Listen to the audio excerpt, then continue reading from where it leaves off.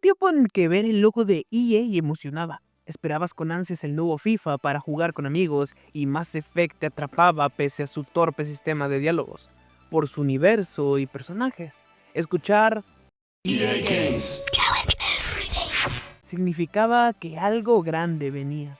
EA representaba respeto, calidad y presencia. Cuando anunciaban un juego, no lo ignorabas, lo esperabas. Pero eso cambió de ser una potencia creativa. EA se fue desmoronando entre malas decisiones, monetización excesiva y pérdida de rumbo. Hoy es el ejemplo de lo que pasa cuando la visión artística se reemplaza por cifras y juntas de accionistas. Y aunque los fans critican los cobros excesivos, nada ha dañado más su imagen que la propia EA. ¿Qué pasó? ¿Cómo una empresa líder en innovación terminó como una sombra de lo que fue? Hoy exploraremos el ascenso y la caída de uno de los gigantes de la historia de los videojuegos. La historia comienza en 1982, cuando Trip Hawkins, ex empleado de Apple, fundó Electronic Arts con una visión clara. Los videojuegos eran arte y sus creadores los nuevos artistas del siglo XXI. El nombre Electronic Arts no fue casual. Representaba una editorial de software artístico. Trip quería que los desarrolladores fueran vistos como rockstars digitales y les daba crédito. En los primeros años, EA incluía sus nombres y fotos en las portadas, llamándolos software artists, una idea revolucionaria incluso hoy. Mientras Nintendo triunfaba con clásicos como Super Mario, Metroid y Zelda, EA seguía su propio camino. Aunque sus primeros juegos no fueron éxitos masivos, sí marcaron una diferencia. Hard Hat Mac, Pinball Construction Set, Mule y One and One fueron el inicio humilde pero visionario de una empresa destinada a cambiar la industria. A mediados de los 80, EA no solo desarrollaba juegos, también distribuía ideas arriesgadas. Actuaba como una curadora de talento, apostando por títulos únicos antes que los jugadores supieran que los querían.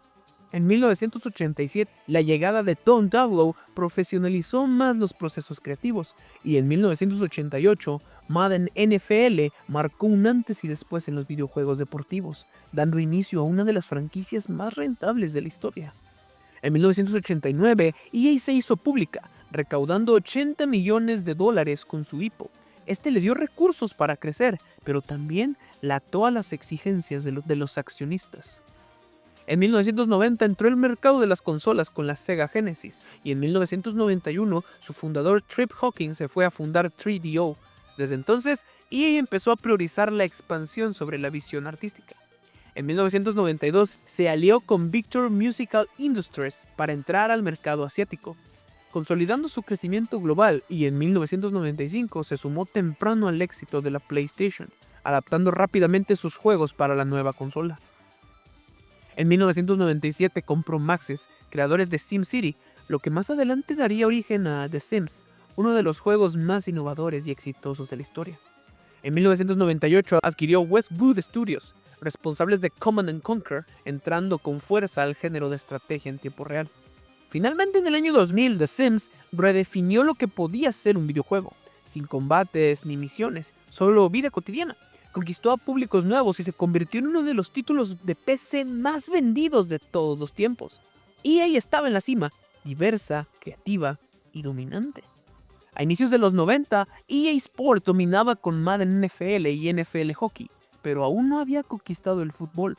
En Estados Unidos, el deporte no era popular y los ejecutivos veían un juego de fútbol como una apuesta innecesaria. Entonces apareció Neil, productor de EA Sports Europa, quien convenció a EA Canadá de desarrollar un juego enfocado en la pasión global por el fútbol. Quería algo distinto, dinámico, emocionante y visualmente atractivo. Así nació FIFA International Soccer en 1993 para la Sega Genesis, sin licencias oficiales, pero con jugabilidad adictiva. Vendió más de 500,000 copias en su primer año. El éxito fue inmediato. En 1994, EA obtuvo la licencia oficial de la FIFA, lo que le permitió usar el nombre, incluir torneos reales y dar el siguiente paso: FIFA Soccer 95, el primer título desarrollado literalmente por EA. En 1996, FIFA 96 trajo jugadores reales y gráficos 3D, marcando un salto clave hacia el realismo. Con entregas anuales, FIFA fue creciendo hasta convertirse en un gigante. Aunque Pro Evolution Soccer presentó competencia seria, las licencias oficiales de ligas, clubes y torneos clave mantuvieron a FIFA en la cima. Con más de 300 millones de copias vendidas alrededor del mundo, FIFA trascendió el gaming. Se volvió una puerta de entrada al fútbol global, conectando a millones con figuras como Messi, Ronaldo y Zidane. Su evolución constante en gráficos, jugabilidad y realismo lo convirtió en un fenómeno cultural. Todo comenzó con una idea rechazada. Gracias a la visión de Neil, EA apostó por un riesgo que transformó el fútbol y la industria de videojuegos. Tras consolidarse como un titán de los deportes con FIFA, Electronic Arts no se conformó.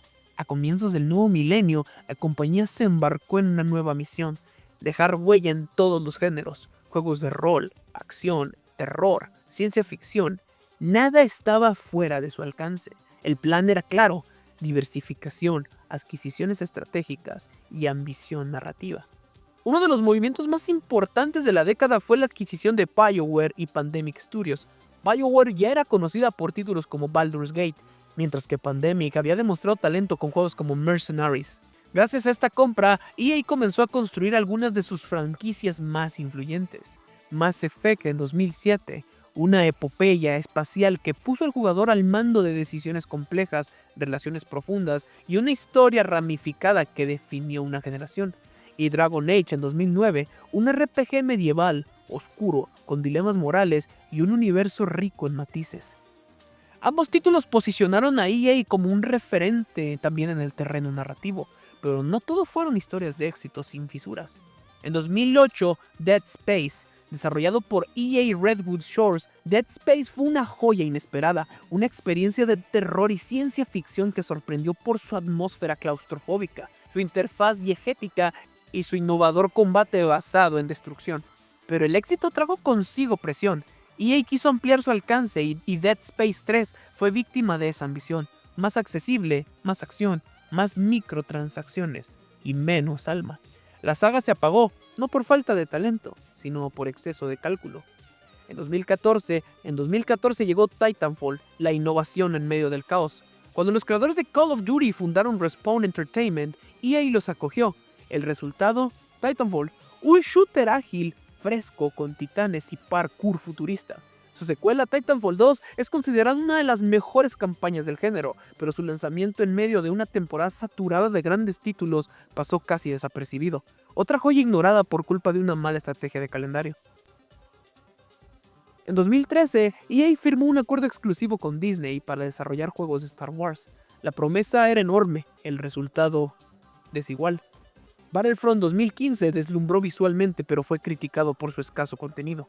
Battlefront 2 2017 se convirtió en un símbolo de lo que no se debe hacer: cajas de botín, progresión injusta y una tormenta de críticas que obligó a EA a rectificar. Pero EA aprendió. En 2019 lanzó Jedi Fallen Order, una aventura narrativa sin microtransacciones con influencias de Dark Souls y Uncharted. El resultado, un éxito absoluto. Entre la visión creativa y la presión corporativa, EA demostró que podía crear universos inolvidables y franquicias originales, pero también que sus decisiones no siempre priorizaban la pasión por el juego. Muchas de sus sagas brillaron para luego apagarse bajo la sombra de expectativas comerciales. Y es aquí donde empezamos con la sección cuando todo se empezó a volver negocio. Con franquicias ya consolidadas como Mass Effect, Dragon Age, Dead Space y Battlefield, EA se encontraba en la cima, pero el mundo de los videojuegos también estaba cambiando. Y Electronic Arts decidió cambiar con él, aunque no necesariamente en la dirección que los jugadores esperaban. Los años 2010 marcaron un giro decisivo. El foco se desplazó de las experiencias memorables al ingreso constante por usuario. Nacía una nueva etapa, una era donde el negocio se volvió el protagonista principal. EA adoptó de lleno el modelo de juegos como servicio, live service. Ya no se trataba de vender un juego completo, sino de extender su vida útil e ingresos. FIFA Ultimate Team se convirtió en una máquina de hacer dinero, generando miles de millones de dólares anuales a través de sobres de cartas y microtransacciones. Madden, NFL y NBA Live replicaron la fórmula con variaciones mínimas. Incluso Battlefield, antaño centrado en narrativas bélicas intensas, fue reconfigurado como un campo de batalla monetizable. El jugador ya no era un aventurero que exploraba mundos, era un cliente que debía permanecer enganchado el mayor tiempo posible. En este nuevo ecosistema, muchas de las joyas que habían elevado a EA fueron desechadas o maltratadas. Visceral Games, los creadores de Dead Space, fueron cerrados en 2017. Estaban trabajando en un juego de Star Wars dirigido por Amy Hennig. ¿La razón del cierre? El juego no encajaba con el modelo de monetización constante. BioWare, alguna vez sinónimo de narrativa de calidad, comenzó a derrumbarse bajo el peso de la presión corporativa. Mass Effect Andromeda fue lanzado antes de tiempo con una producción caótica y plagada de bugs. Anthem intentó ser el nuevo Destiny, pero terminó siendo un desastre de diseño, sin alma y sin dirección. Dragon Age 4 sufrió múltiples reinicios hasta que, tras una fuerte resistencia interna y externa, EA accedió a devolverle su naturaleza de RPG tradicional. Maxis, responsables de Sims y SimCity, también fueron arrastrados por las decisiones de arriba. SimCity en 2013 fue un fracaso por requerir conexión permanente y limitar la experiencia, y The Sims 4 pasó de ser un sistema de contenidos fragmentados en decenas de DLCs, lejos del espíritu original de la saga. A lo largo de la década, una serie de decisiones ejecutivas mal dirigidas hundieron a los proyectos con potencial. Anthem abandonado antes de encontrar su rumbo, Battlefield 5 y 2042 recibidos con frustración y críticas, Mirror's Edge Catalyst lanzado sin convicción ni respaldo, Star Wars Battlefront, el caso más escandaloso, con cajas de botín que provocaron un rechazo mundial. Need for Speed perdió el rumbo repitiéndose sin dirección clara. Y Command & Conquer relegado a juegos móviles olvidando su legado como clásico de estrategia. EA parecía haber perdido la brújula creativa, las ideas ya no bastaban, si no había retorno económico inmediato no había futuro. Lo que sobrevive, el negocio antes que el legado. En medio del descontento, algunas franquicias siguen en pie, pero con un enfoque muy distinto al de sus orígenes. FIFA EA Sports, su modo Ultimate Team es, por sí solo, el motor financiero más potente de EA, un sistema polémico pero imposible de ignorar. Apex Legends, un éxito inesperado de Respawn Entertainment. Ágil, divertido, sin microtransacciones invasivas, un oasis dentro del modelo EA. Star Wars Jedi, Fallen Order y Survivor, sin cajas de botín, sin tienda interna, solo narrativa, jugabilidad y exploración. Irónicamente, fueron estos los juegos más aclamados y aún así, EA los sigue viendo como excepciones. EA comenzó como un refugio para artistas, una casa para los soñadores del pixel, para quienes querían contar historias, explorar mundos, sentir emociones, pero con los años, ese espíritu fue ahogado bajo cifras, métricas y reportes trimestrales. Lo que alguna vez fue una incubadora de creatividad se convirtió en una fábrica de sistemas de monetización. Y aunque todavía nacen joyas dentro de EA, cada una parece más un milagro que una intención. ¿Qué hubiera pasado si el arte hubiese prevalecido sobre el dinero? Tal vez tendríamos más Dead Space, más Mass Effect, más Mirror's Edge.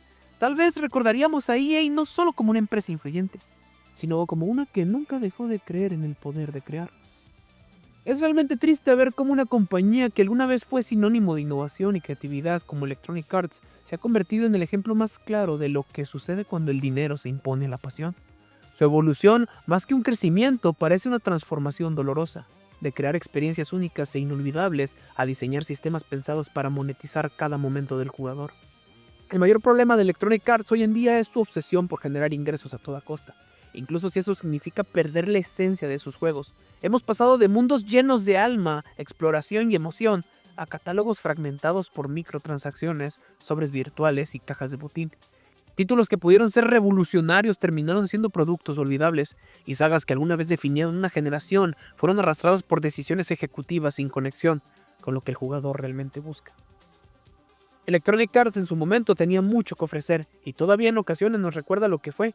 Apex Legends, Star Wars Jedi Fallen Order, Survivor, son destellos de lo que esta compañía puede lograr cuando dejan de pensar como una empresa y actúa como un estudio creativo. Pero, como dice el viejo refrán, la avaricia rompe el saco. Y aunque muchas de sus franquicias siguen siendo populares, la identidad que una vez definió Electronic Arts parece haberse disuelto en hojas de cálculo y métricas de retención. ¿Qué hubiera pasado si EA hubiera seguido apostando por la creatividad y el riesgo en lugar de sucumbir a la intención de monetizar cada rincón de sus juegos?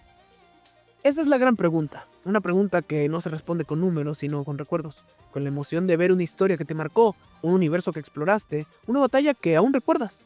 Electronic Arts es al final el espejo de una industria que lucha por mantener el equilibrio entre el arte y el negocio. Y aunque sus tropiezos sean evidentes, aún queda una esperanza, que el arte en los videojuegos vuelva a tener la última palabra, como debió siempre ser. Pero ahora déjame saber tu opinión. ¿Cuál fue el último juego de EA que realmente te hizo sentir algo?